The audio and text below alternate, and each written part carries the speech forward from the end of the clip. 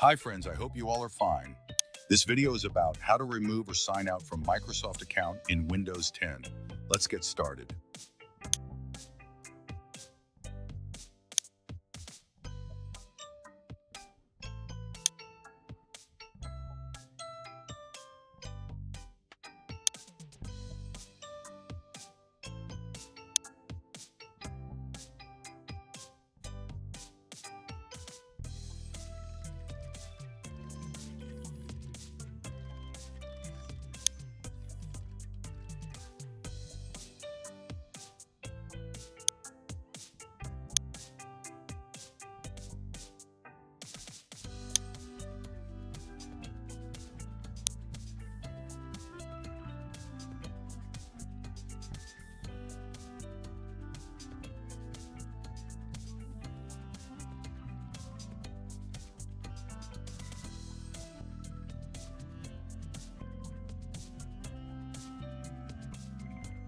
Through this quick and easy way, you can sign out from your Microsoft account in Windows 10.